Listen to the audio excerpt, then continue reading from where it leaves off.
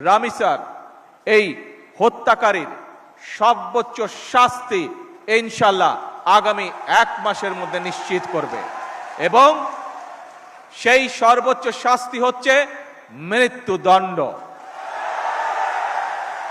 ঢাকার মিরপুরে একটি নিষ্পাপ মেয়ের নির্মম মৃত্যুর মাধ্যমে মানুষের মানবিক মূল্যবোধের চূড়ান্ত অবক্ষয়ের চূড়ান্ত প্রমাণ মিলেছে।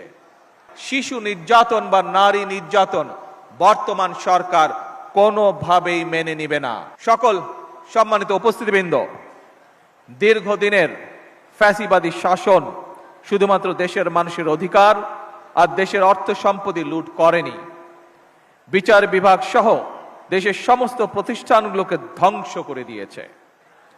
সবচেয়ে যেটি বড় ক্ষতি হয়েছে, বিশেষ করে বিতাড়িত ফ্যাসিবাদের সময় মানবতা, মানবিকতা এবং দেশের আবহমানকালের ধর্মীয় সামাজিক মূল্যবোধগুলোকে একেবারেই বিনষ্ট করে দেওয়া হয়েছে। ঢাকার মিরপুরে একটি নিষ্পাপ মেয়ের নির্মম মৃত্যুর মাধ্যমে মানুষের মানবিক মূল্যবোধের চূড়ান্ত অবক্ষয়ের চূড়ান্ত প্রমাণ মিলেছে। প্রিয় উপস্থিতিবৃন্দ, প্রিয় ভাই বোনরা, এ বিষয়ে একটি কথা আজকের এই অনুষ্ঠানে আমি পরিষ্কারভাবে আপনাদের সামনে তুলে ধরতে চাই। এই ধরনের শিশু নির্যাতন বা নারী নির্যাতন বর্তমান সরকার কোনোভাবেই মেনে নিবে না।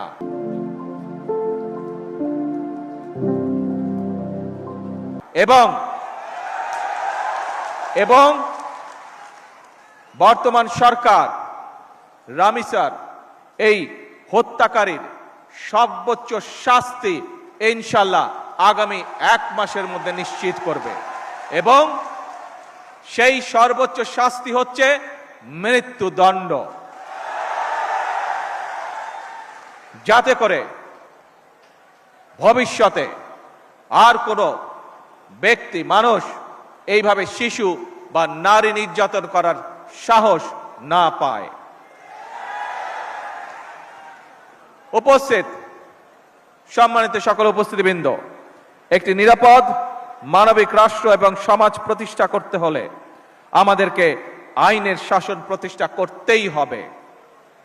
রাজনৈতিক সংস্কৃতির পরিবর্তন ঘটাতে হবে। একই সঙ্গে আমাদের জাতীয় জীবনে পুনরায় বাংলাদেশের আবহমানকালের ধর্মীয়, সামাজিক, সাংস্কৃতিক মূল্যবোধের পুনর্জীবন ঘটাতে হবে। এক্ষেত্রেও কবি কাজী নজরুল ইসলামের জীবন এবং কর্ম আমাদের জন্য প্রাসঙ্গিক। সম্মানিত সুধীবৃন্দ, কবি নজরুলের জীবন এবং কর্ম